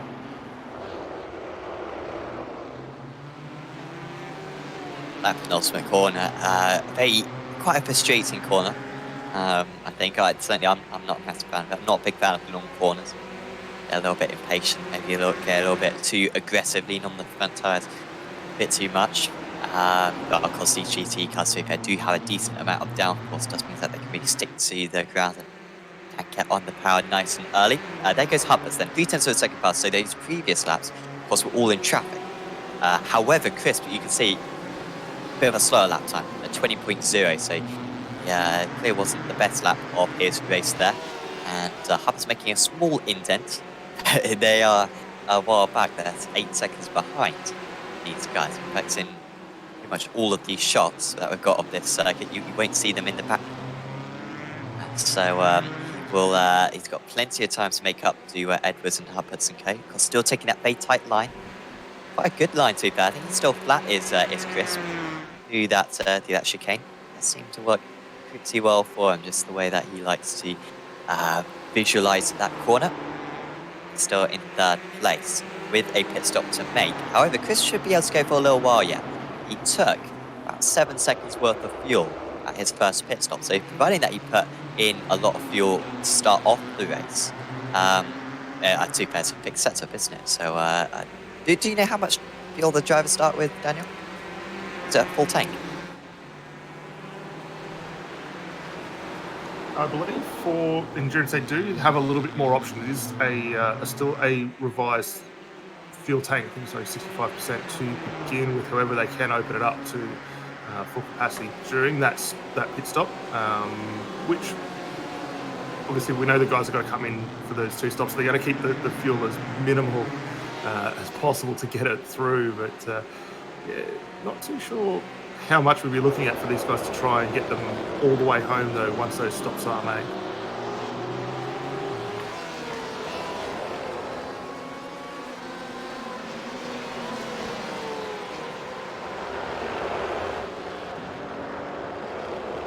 So Chris with another 19.9 that last time round. You've got Hubbins with a 19.6, so another 3/10 faster for the chasing pack. It's tricky to keep up to date with these. Keep your heads in shape with these races as a viewer. Like I said earlier, check out the live timing in the description below. Click on that, and you can get all the pit stop info that you can get. With the mandatory tyres that you got to take, that cost the 2 pit stops you've got to take. We had the safety car earlier on. It is tricky to get your head around everything that is going on the circuit. So certainly do check that out. Of course, this championship is sponsored by Trak Racer, who provides awesome rigs, really high quality stuff. Lots of customization as well they can get for your rig. Whatever kind of scenario that you've got, if you've got any like limitations with the room that you're trying to set the rig up in, there's lots of different options at Trak Racer. So certainly do go to Trak Racer if you're looking to upgrade your rig. Of course, you can get monitor stands, you can get seats as well.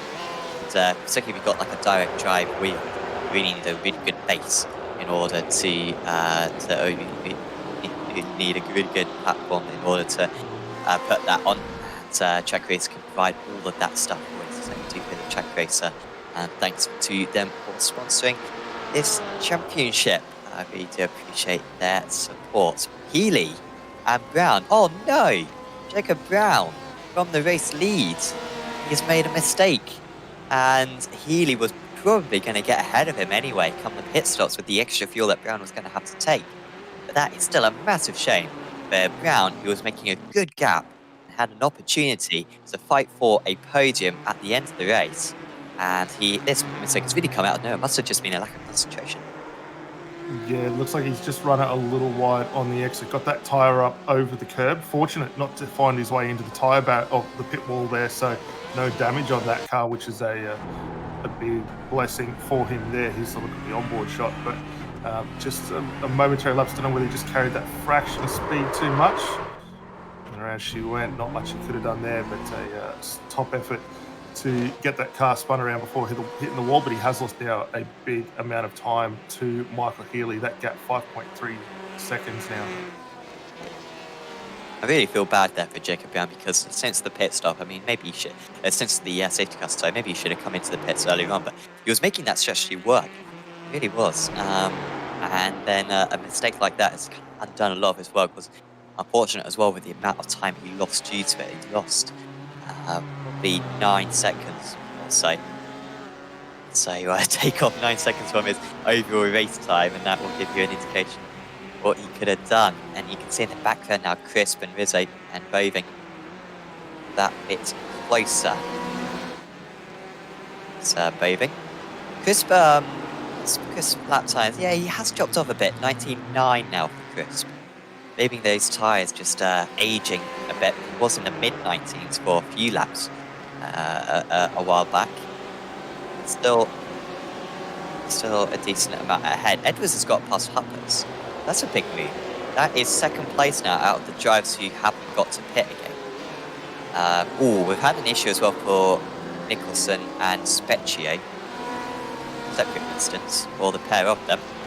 And it's another instance. And that's final corner as well. Everyone's having an off there. Yeah, a little bit of a tricky one here because obviously the guys have got that momentum trying to carry that bit of speed through. It's the exact same rotation that we saw last time by Nicholson, though, does manage to reverse that car back and hits the fence on the outside of the circuit. So minor bit of damage on the rear wing there with that Ford GT, but shouldn't impact him too much as he continues on. Edwards is now cleared away from these two. Tim Phoeben has closed right up on the back of Nathan Huppers as they work their way through the second to last corner. Will we see either of these two get up on that curb? Nope. Make their way through. Nice to complete another lap. And this could be a really good opportunity here for Tim Phoeben now as the Backline Esports car looks really, or starting to look very much racy as this race works towards the final half hour to go. I'm not sure, Scott, if you could maybe get that replay of the Edwards overtake up.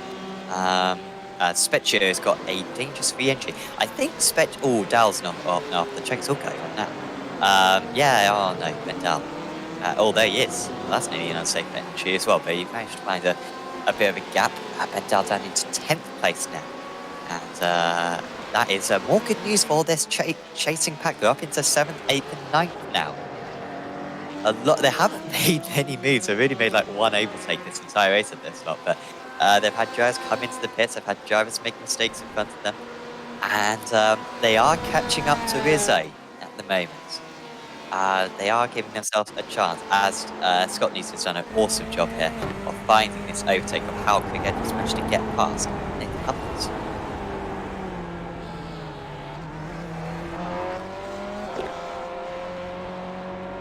That is how the Fusion Sim Racing car managed to get ahead. It's up into 7th place. We'll see now if Edwards can find some good times. His first lap time is a bit under. It's good lap actually. 19.6 for Edwards. That is compared to Crisp's 20.0. So that's another 0.3 faster. It's the general advantage that this chasing pack seems to have. They are now. Edwards is now. About 6 seconds behind Ross Rizzay. That gap was up to 8 seconds a little while ago. 25 minutes to go. However, Chris will need to come into the pits quite soon, as he will be quite depleted. He'll probably go another 10 minutes or so where he's going to have to opt into the pits. Edwards has got to make this advantage pay right away whilst he's got a bit of clear air. He's also got Janssen a little bit further up the road who you may have to overtake. Yeah, I'm not sure whether he's going to have the pace to close up on Janssen. Judging by the lap times that both those guys are putting in, Janssen maybe just that fraction quicker. As we watch the guys work through that final complex of corners again, but a really strong drive currently from Edwards as he works his way up towards that top 5. You can see Rizzo just ahead of himself now, so that'll be well, almost like dangling the carrot in front of the horse there. He's going to be eyes forward, chasing hard as possible to get up towards the back of Rizzay now.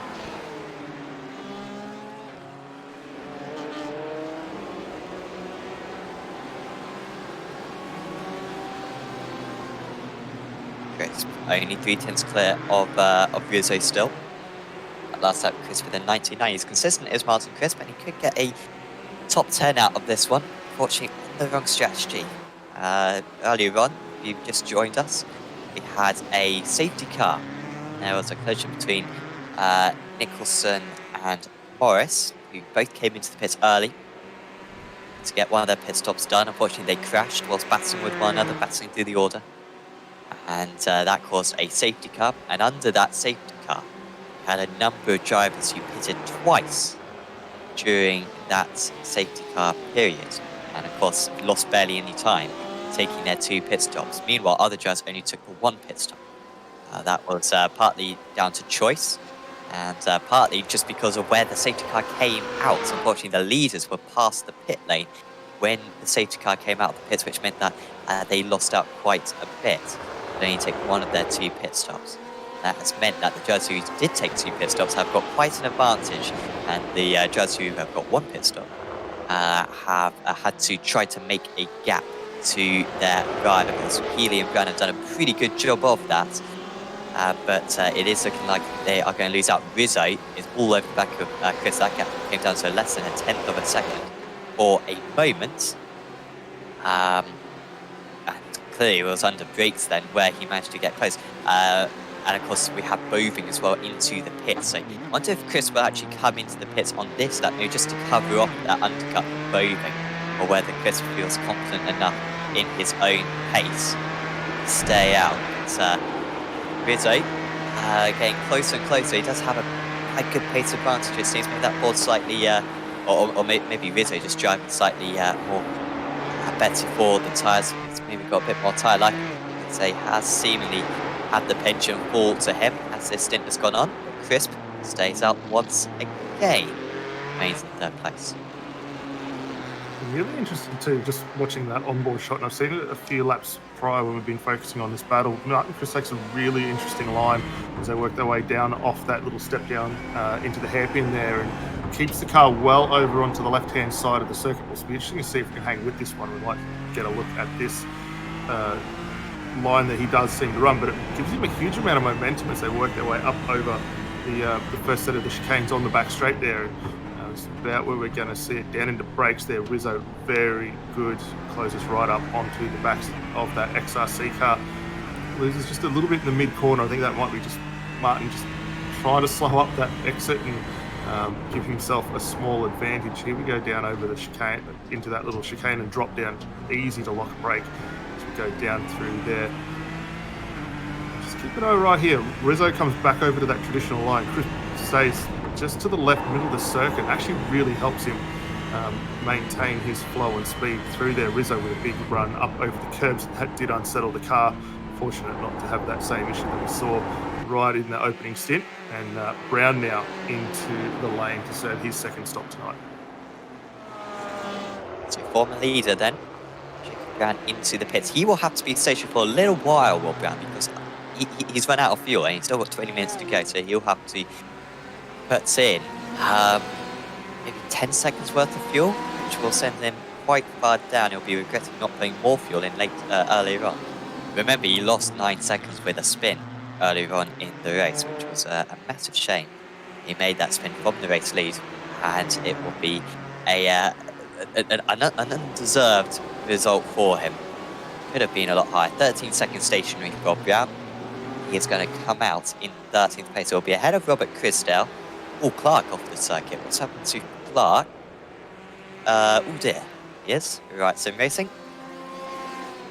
Quite a safe rejoin, however, for him. So Brown immediately gains back up into 12th. So if it weren't for that spin, Brown would have come out. He'd be around Huggan, maybe even ahead of Trent Thomas. So it's potentially lost him a couple of places there, Jacob Brown, but maybe not quite as much as I thought it would. It was a mistake for Clark rounding turn 2. A very weird one, just the back end seemingly stepping away from him as he is trying to get on the power and exit through turn 2 there. Fortunately, just a minor glance of the wall. That shouldn't impact anything as far as the steering and straight line performance of that car, so he'll be back underway. Ben Dowell having another slight little issue through that little step down. We saw that earlier on with Edwards. And, I think, as you so rightly pointed out, Sam, no issues found there, or whether it was even brought to the attention race control, but no penalties as a result of that one. I think what we saw was Dow just losing the back end again, but really monstering the curbs in that big BMW there. He's got Warwick Brown now just ahead, and a big lock up there. Was that Phoeben down into that second last corner? Yeah, how I said Barber was in New England. It's not. It's down south. So I really couldn't be much more wrong. It is in Alabama. Yeah. So I was on that one. That is where Motorsports Park is located. So my bad on that one. But it's so great today. Alabama with some good tracks actually. They've got Road Atlanta as well, haven't they? Atlanta. Wait, where is Atlanta? No, Atlanta's Georgia. So maybe they can't take credit for that one. So, but some good circuits down south, and of course plenty of the ovals as well, based down there as well. Butler versus Chrisdale. Won't work out for Butler. Not seen any moves into this chicane yet. It's probably wise. He'd be able to get a repeat because he'd end up in a wall. And no moves into this one either, even though Butler was tempted to have to brake for the second part of the chicane. That and actually off the circuit now for the BMW, and that's quite easy for Butler and Chrisdale. I think with a spin, and Burgess also went off the circuit for a moment as well there. But Chrisdale dropping down way down the odds now outside of the top 20. That's a bit unfortunate for him there because he was having a really good run, really flowing under the radar from our point of view. I mean, we did see him as the first driver to take a stop earlier in the event tonight, and had himself in a really good position up in that P15. He's dropped well down now to 21st position following that spin, but it was a really strong run tonight for Rob, and hopefully we'll see him work his way back up. Simon Nicholson now ahead of him, so that'll be the next car for him now to set his sights forward and start hunting back down.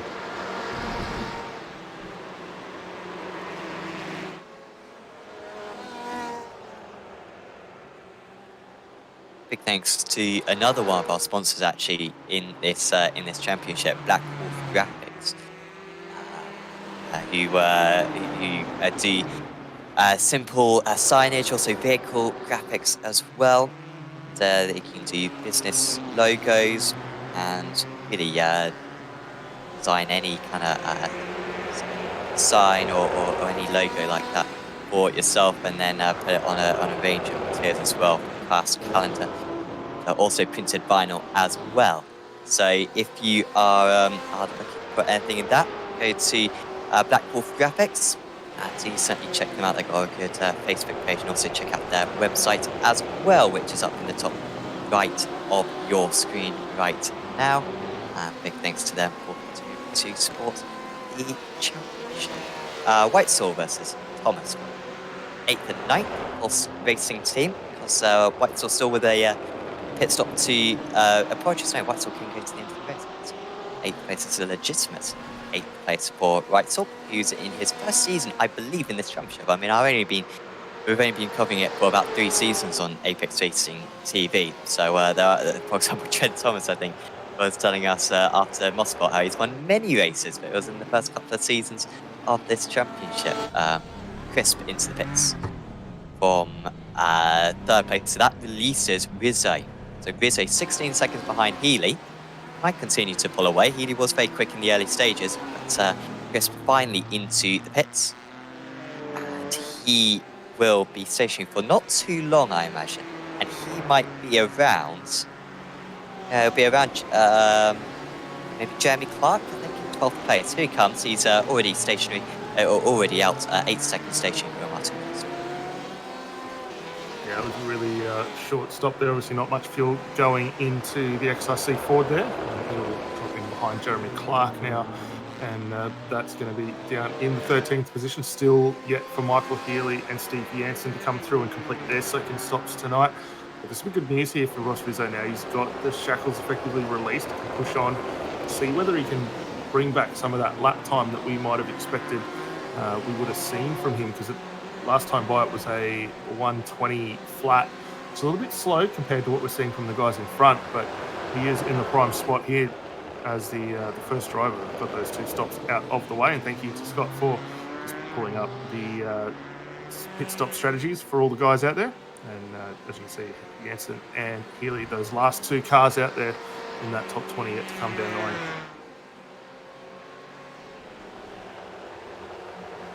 Mistake for Trent Thomas, I think. Is that just through the around the back of the lap, although he is back going again as Trent Thomas. There he is in 10th place. I think just started Hugman and Phillips. Right there, Byron Phillips having a great run. Started down in 32nd place. He's up to 9th. It was. And he's run wide. We haven't seen that mistake so far today. Just stepping a wheel onto the grass. So slippery is the grass, of course. Goes the penalty for 705. Who is, let's see if I can get, White Brown. Oh, Scott needs some whispering in my ear before I found it. He's still stationary though in the pit, so I would recommend he goes out there, serves the track, otherwise I believe that gets added on to the next race. So go do that. And also he didn't expect the request to stay on the voice channel. So we have seen this in AOSC as well before. You Aussies are absolute animals. You're constantly plenty of these disrespect messages. So 705 getting a penalty for that, and that's actually a stop and hold as well. So I guess he's got to serve the drive and the stop and hold, which is a shame. And well, again, go back out on circuit. Work, because otherwise that'll be a hefty penalty for the next round. Yeah, a little bit of that disrespect, Sam. Probably comes to the little bit of colonial still in us. Oh, well, you brought it up. If I'd brought that up, there we go. Would have been it.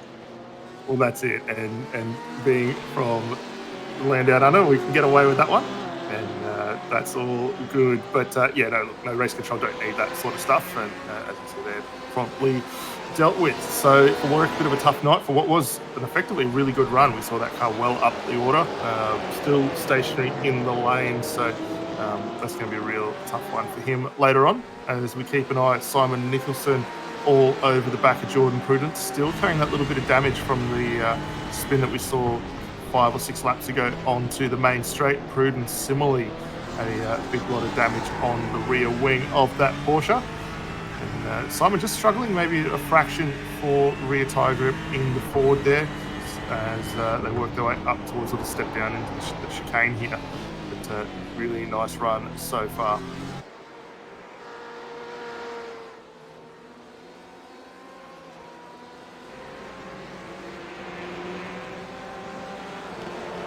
Back up to Hagen in 8th, following off Phillips. Let's go for Whiteside at the moment to hang on to that P7. Good result for him, although he's actually lost half a second that last time round to Tom Hagen, albeit he has got a faster lap. He's got a faster personal best lap. By the way, Healy's still going out there, by the way, 16 seconds the gap is up to. Healy, I think, will lose about 25 seconds when he comes into the pits, which would mean he will come out. Where will that put him back out? Probably, yeah, probably Theben. Yeah, 24 seconds to Theben. Oh, this will be annoying for Healy. He might come out just behind Theben. Be only about 5 seconds behind Janssen in P3, although Janssen still got to come into the pits, of course. But he might just lose out to Edwards, Hupperts, and Theben, that trio. But his lap times are still good as Healy, and he's still opening up that gap. So if he can continue for a little bit longer, he might have a chance. Pruden and Burgess and Nicholson. I think that's just Burgess defending from Nicholson. And in fact, Pruden getting past Burgess as well in the last few moments as well. Dalton still just at the back of this little chain. Ooh, now Dalton's going to go for this move. This will be a brave one round the outside, turns into the inside for the second part, but I did the right thing there to Dalton to just back out. Dalton's still on the recovery drive from that earlier spin, and getting up there. Burgess, though, firing that Corvette down over the curves. I almost thought he might have been in with a shot of losing the back end of that and potentially allowing Nicholson to come through on him, but seemingly now has gained the momentum he needed and pushed forward. But this is a good little scrap for these guys down in the minor placings, down for 16th or 17th back to 20th position. Not much separating all of these guys at all. Craig Edwards looks to be closing that gap down to Janssen for third position, but effective net second so far for Edwards out on circuit, but not much going on there. And Janssen finally drops in the lane to complete his second stop tonight. Surprised that Janssen couldn't go a little bit further. Maybe this is just out of choice that Janssen's come into the pits, maybe just to cover off any faster drivers that he's likely to come in around, because he was stationed for 42 seconds, I think. I think he took a full tank, so I'm pretty sure he could go to the end of the race. Obviously, he had to make a second pit stop, but I think he could have played pit on the penultimate lap and got it done. There you go, 3 seconds stationary, so he takes about no fuel. And is back on his way. Where will he come out? In fact, I think, is he ahead of Clark still? Janssen. That is good news for him. 11th place for Steve Janssen. Very under the radar. Haven't really spoken too much about him, but that is a good job from him. Took so much fuel at his first pit stop there. That second pit stop's been much shorter, and also had plenty of clean air for a while as Healy now comes into the pit. So this is the moment of truth. Healy will be stationary for probably about 8 seconds or so. He took 36 seconds of fuel earlier on, maybe even 6 seconds actually.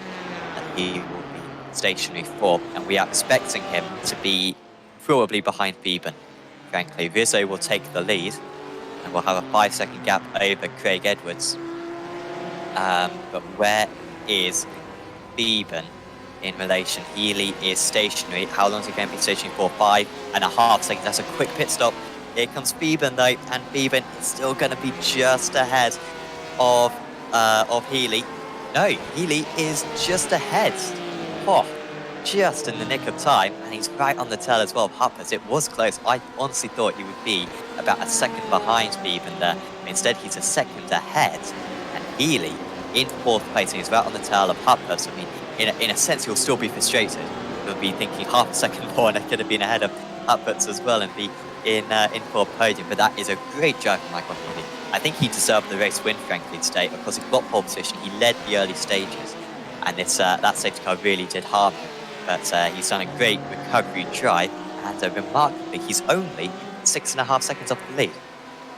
Yeah, and judging by the pace too that we've seen in the Trak Esports Porsche there, he should be able to close his way back up onto the back of Huppets and potentially even manage to sneak up onto P3. I did notice too, just as we saw Healy dive into the lane, we quickly cut back and saw Rizzay there have a big moment on the second to last corner entry as well. So he was fortunate not to put that car into a half spin and potentially drop it with those few cars trailing behind. So one car dropped out of the lane, a little bit of a moment there for Rizzay, but continuing to hold on.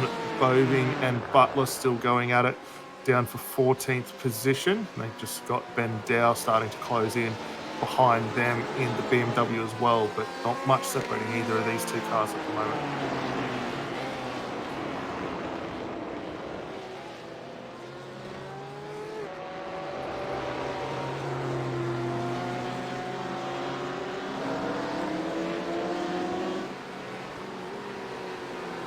So Huppets is main battle now is to just keep Healy behind him. They are catching Edwards, but not particularly quickly. About a 10.5 that last time round for Nathan Huppets. Just couldn't get the moves done earlier on, could he? It's very easy for us to say. Gotcha box, it's a lot easier to say, oh, why didn't you just overtake those other drivers, mate? But it's tricky to do on this track. But if he could have done, then it would have made the world of difference in this race. But to be fair, Rizzay also was held up by other drivers earlier on. But Healy is looking really on it. Remember, he hasn't got any fresher tyres, he hasn't got any less fuel, he hasn't got any faster car, really. but he's driving that bit better, and the gap's down to half a tenth of a second. Here he goes into turn 1. Michael Healy up into 3rd position. He runs a little bit wide, but he'll get away with that one. And Healy up into 3rd place. And with 4 minutes to go, I think Edwards is a little bit too far ahead. They've just lost 8/10 batsmen with one another. They won't catch up to Edwards, but this will be a really well-deserved podium for him, and I look forward to having a chat with him later on if he can consolidate this 3rd place in the post-race interviews. And, well, I can't remember a move into turn 1 today, Daniel. No one's made this move, but Healy with so much overspeed, he's got it done. I think we've seen a couple earlier on, but that's a great move, really decisive down the inside. I thought he might have bundled his chance of getting up on the grass there, but held it tough along the inside.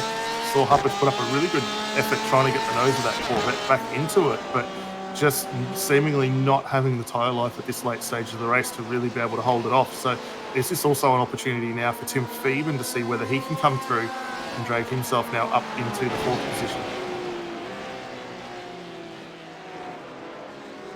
Yeah, Huppers isn't slow by any means, but I mean, he was zapping past them Rizzay and Edwards just a moment ago, but that certainly has taken the wind out of his sails. I think he should be able to hold off Phoeben, although Phoeben on that last lap does a 19.7. That's pretty good. Edwards with a terrific lap there. Edwards just says personal best lap of the race. That is on 55-minute-old tyres for Craig Edwards. He's got the gap down to 3.8 seconds. But it looks like Rizzay is going to take this win. It'll be the most fortunate race win, I think, this season, Daniel, because of course he had that half spin earlier on. And remarkably, I think that may be what has got him this race win, frankly, because he had that half spin, and I believe, and we might have to, I know, I might look at it after the race is complete. It's also, Chris has just got past Clark. But I believe, oh no, Clark is an issue now. And Al, what's going on now? I believe the front runners passed the pit entry when the safety car was announced, and that meant that they couldn't make their 2 pit stops, because by the time they made their first pit stop, the entire field was bunched up. Whereas Rizzay could come in into the pit under the first safety car and then also come in the lap after as well. And he managed to really benefit from that. So very fortunate race for us, and I don't think he's been the fastest driver. But once again, that really smart head of his, he came into the pits at the right time. A lot of drivers would have missed that opportunity, but Rizzay knew what he was doing. And he's going to get another race win and extend that championship lead. Absolutely, and interestingly, it's just the exact same strategy call that he used at Donington for the first of our Enduros as well. He come out just as the safety car was deployed, came back in the lap later, managed to get that second stop out of the way, and went on to take another solid victory. And I believe it was also Fusion cars that were tracking him down at the end of that race as well. So it's definitely not one that he's had all his own way, but just seemingly getting the strategy exactly right to where he needed. A little further down, Jacob Brown now all over the back of Trent Thomas. Trent looked to be looking a break just down into the hairpin there, so just maybe struggling to slow that big BMW M8 up into the slower corners. Dab of the snatch of the brakes there as he works his way back out of it. But maybe not the best night for Trent out here so far. He's obviously qualified down a little lower than where we would have thought, based on some of the previous results that we've seen so far this season, but having a good run nonetheless. He's got a lap down car just ahead. That'll be Bradley Glenn that he'll be looking to work his way through, and hopefully that's not going to impact either of these two guys as they fight their way towards the checker.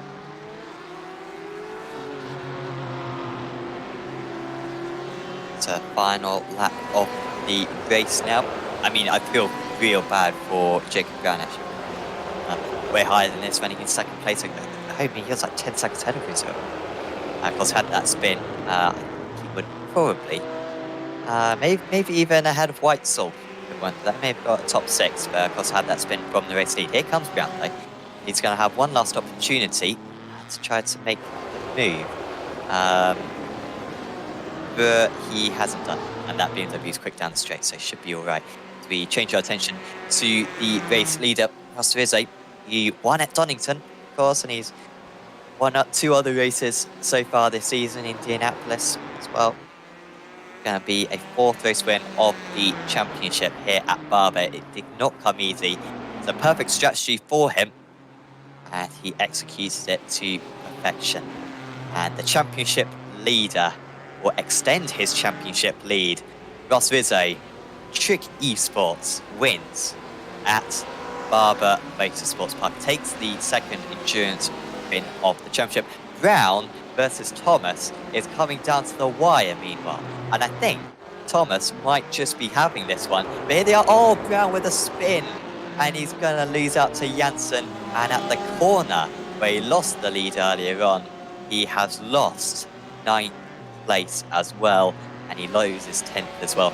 Brown comes home in 11th place. But if we could, Scott, it'd be great to see a replay of that, because that was changing positions constantly. I think both of them were absolutely desperate to beat one another to the line, even though it was for 9th place, when both of them are solid podium sitters in many rounds. And here it was, the 855.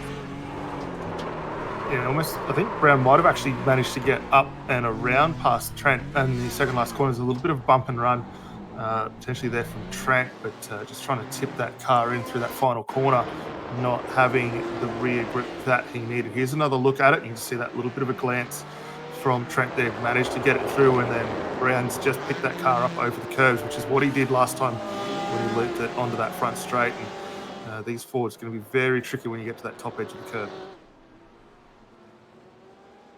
Well, a fantastic race tonight. Really did enjoy that enduro. The strategy is always very good, but see that the front man is so close at the end of the race was fantastic to see. And another brilliant track racer GT, Aussie Mixed and Fixed GT championship event.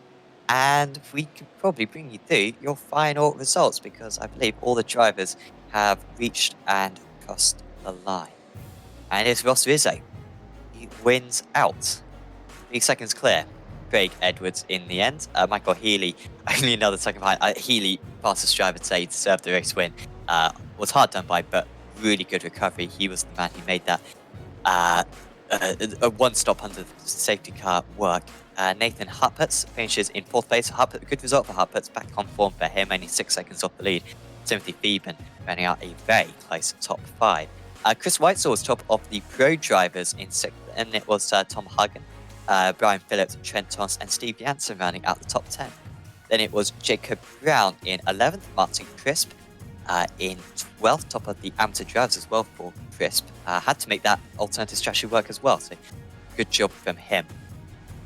Jesse Butler was in 13th place, then it was Jay Boving, Ben Dahl, Jordan Pruden, Miles Burgess, Amanda Dalton, Robert Crisdale, and Bradley Sanders rounding out the top 20. Behind that was John Puce, Grant Madaford, Bradley Glenn, Jamie Clark, and Simon Nicholson were laps down, unfortunately. Jamie Clark, 3 laps down. 3 laps down, maybe? And also Simon Nicholson 5 laps down. John Trott, though, to be fair, did finish the race. Even though he was 11 laps down, he did cross the line under his own steam at the end, so credit to him, the 140. Then behind that was Warwick Brown, Aaron Specchio, Matt Morris, Adam Gardner, Aaron Cooper, Dale Breed, and that was it.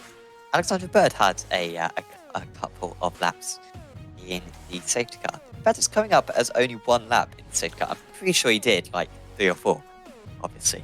He had that pit stop scenario, which really did mix up this race tonight. So we are going to have a chat with some of our drivers now.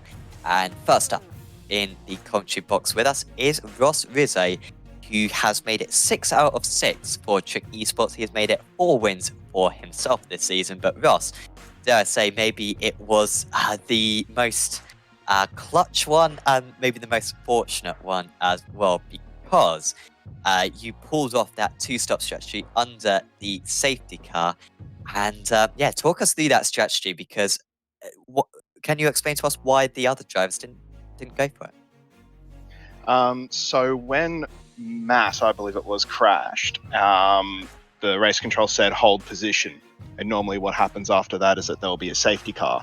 So I was in the prime position. I was coming around the last couple of corners. I was like, well, if there's an SC call, if I get in now, just before the SC comes out, I can come in again on the second lap, and that's exactly what happened. So it really, it really burnt the front runners that were too far in front to be able to take advantage of that call. So you really wanted to be, just outside the top 5, I think, to be able to do it. Yeah, that's kind of what I thought with the safety car just coming out at the wrong point for them. I mean, ironically, that half spin that you had early on in the race, if it weren't for that, you may have been too far up the road and wouldn't have been able to come into the pits. I mean, talk us through that half spin. Was that an issue that you were having throughout the race, just on the curbs through that first chicane? Well, in practice, they were treating me fairly well, so I was happy just smashing those curbs and getting really aggressive with them. But then in the race, I just couldn't get anywhere near the confidence that I needed. So my confidence was really shattered after that incident. Not only that, the dirty air is a lot worse than I thought. So I wasn't even able to get anywhere near the pace that I was hoping. So I was in all sorts for the first half of the race, and was kind of praying for a safety car to get me back in. But you're right, if it wasn't for that spin, I probably wouldn't have been in position for that race win. And that's one of many reasons they call me the seagull in our own Trak Esports chat, because of a lot of blessings in disguise like that, and it happened once again tonight. Later on in the race, of course, after the safety car, you were stuck behind, I believe it was Martin Crisp. You were also stuck behind another driver as well, I believe, initially. Maybe Boving, I believe. What was your thinking when it came to racing with those guys? Because you knew that they had to pick another pit stop. Who were you racing, really, out there? I mean, were you racing Michael out in front? Were you racing like Craig, who was a bit further behind? I mean, who were you watching out for as your main threat at that point of the race? Yeah, definitely Jacob, Michael, and Craig. And when I saw them skip ahead at 10 seconds up the road, and I was like, I'm not comfortable with this. So I was really trying to get the hurry along with Martin and Jay, and I think it was Jay, yeah. And he made a mistake with an absolutely ripper safe, I got to say. I mean, amazing that all cars walked away from that one. But yeah, I was keen to get a move on, but I just could not find a way past Martin. And I don't even think he was trying particularly hard to defend. I just could not get close enough. He was just putting down the throttle in the right spot. So I just had to wait until eventually he pitted. But I knew ultimately, it was until they pitted that I'd be able to work out where I actually was. But yeah, Michael was getting too far away. Craig was getting too close. So I was getting a little bit anxious. Yeah, absolutely.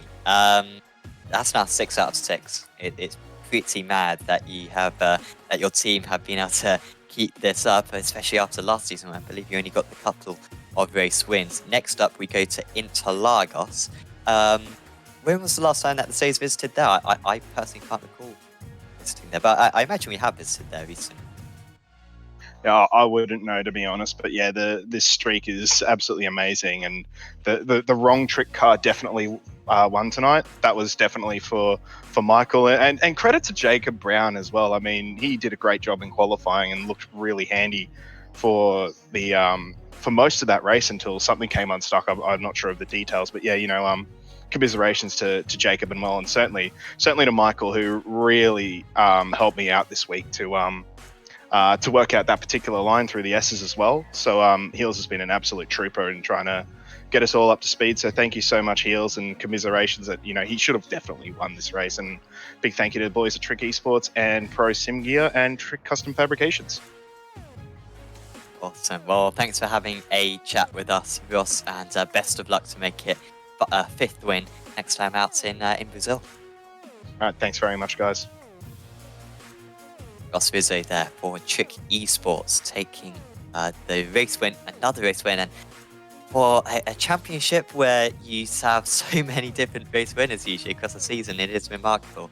The domination that he's had so far this championship, and I believe he may have even finished on the podium every round as well.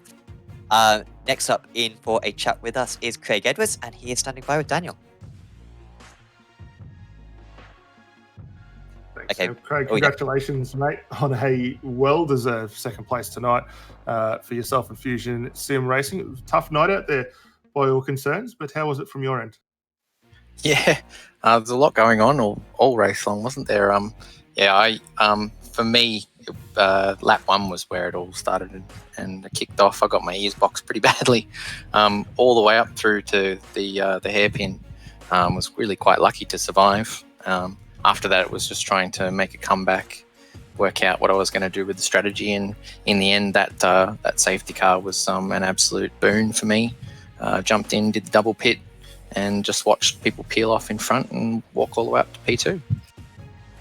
Yeah, talk about that. Like, it was a bit of an interesting one. We heard just from Ross there a minute ago that he was fortunate enough in his track placement when that was called to be able to fire down the lane at the first time. Was that your thought as well the minute you heard that everyone was being told to hold in line, knowing that there was the potential for that safety car to come out? 100%. I thought I'm just going to come in anyway. I was in the lane before they called safety car, just gambiting that would be what happened. But it was already sort of in the window where pitting was going to make sense anyway.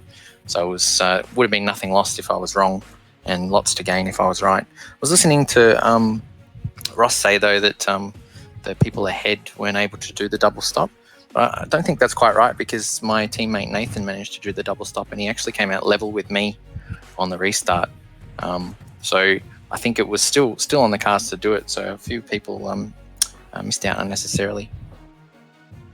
Yeah, and that's the thing. You've got to be in it to win it, and timing that stop to perfection just hopefully comes through and pays the dividends. But talk us through the C8 out there tonight, which obviously we saw the Ford struggling a little bit getting up and over the curbs. We see quite a few cars, especially through that first and second chicane on the back straight, and then a couple of cars dipping a wheel over onto the front straight.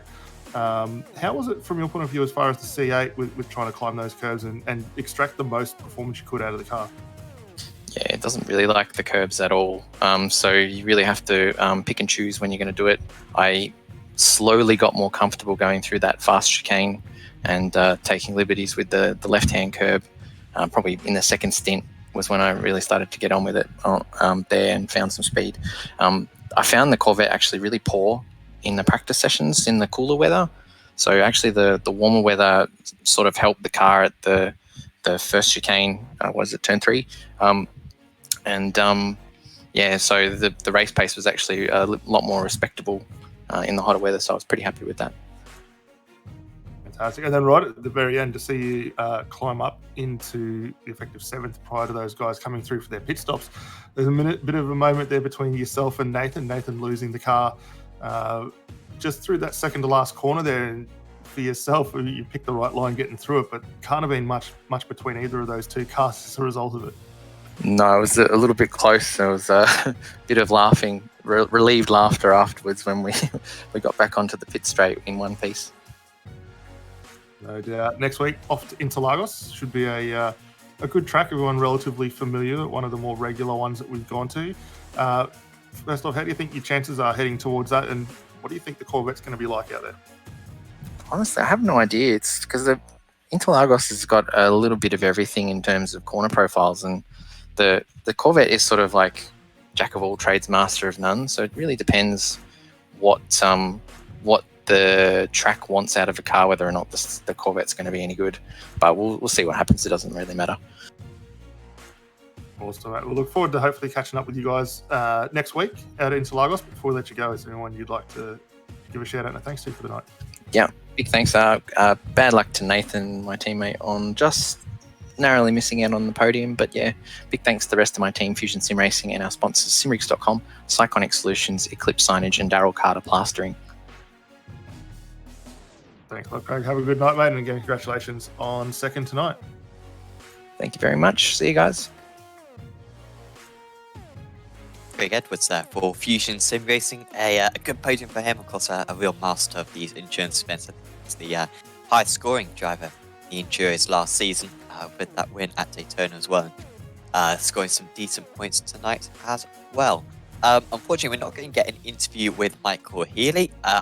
He might be a bit fed up, to be fair, Michael. I'm probably quite tired as well after absolutely pounding around the track for an hour to try to cover as many places as he could, and be a little bit frustrated because Daniel, it was a great drive from Michael. It didn't quite work out, but that was a a really good race. I think it's because I'm a Formula One fan that I just feel at home when a race has no overtakes. I quite like it when you kind of got that tension. You know, it's like almost like an action movie versus a more of a suspenseful thriller where you know you have to wait for stuff to happen, and it really opened up the strategy as well. I mean, normally Healy would have had no chance in that scenario, but because of the other drivers holding up the likes of Rizzay and Edwards and Huppers, whoever, it really made it work out. You know, you had Healy trying to build a gap. It was fantastic to watch, and you really didn't know what was going to happen until the last 5 minutes.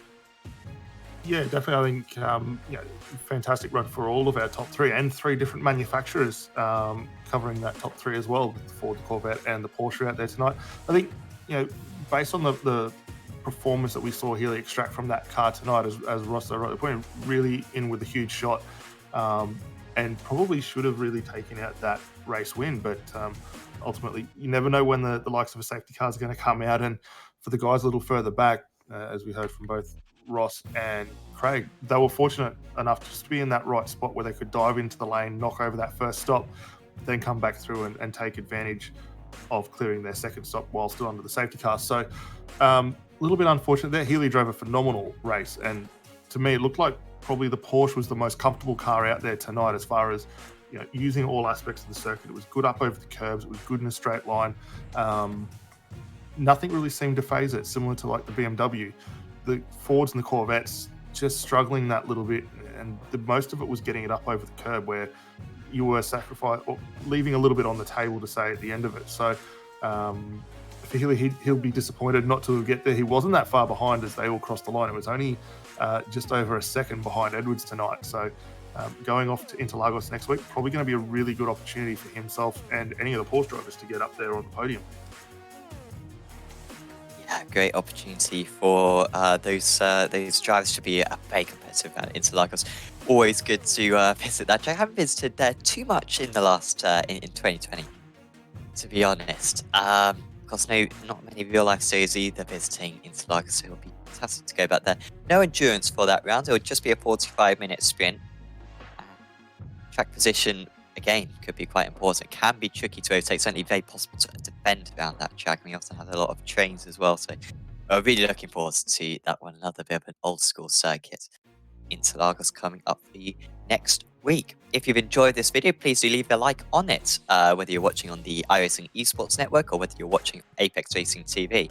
And subscribe to both channels as well, because the Esports network has got World Championship series like the Porsche iRacing Super Cup. In fact, I think that might be over to be fair. But we've also got the Rallycross Championship as well going on, and loads of other big events. We have endurance events like Neo and whatever. And dirt racing, over racing, rallycross, like I said, and road racing from prototypes, GTs, touring cars, absolutely everything. So do subscribe to the Esports Network. And also, if you wouldn't mind, please subscribe to Apex Racing TV as well, because we've got about 20 streams ourselves coming up, and that includes the Apex Racing Academy Porsche Cup Series and the ARL TC Championship. And also tonight, we've got the final round of the Apex Racing League GT Championship. I'll be commentating on that one, and that will be from Interlagos actually as well. So we're going to Interlagos a lot the next 7 days or so. So certainly do check that out. That will be on at about 20 GMT. Also check out Apex Racing TV's social media as well at Facebook, Twitter, and Instagram. But for now, from me, Sam Fitzpatrick, from Daniel Leet, and from Scott Newton, it is a 4th win for Rizzay. It is 6 wins for Trick Esports. And we head to Interlagos to see if anyone can take them off their perch. We'll see you in 1 week's time for another sprint round in the Track Racer GT series. See you then.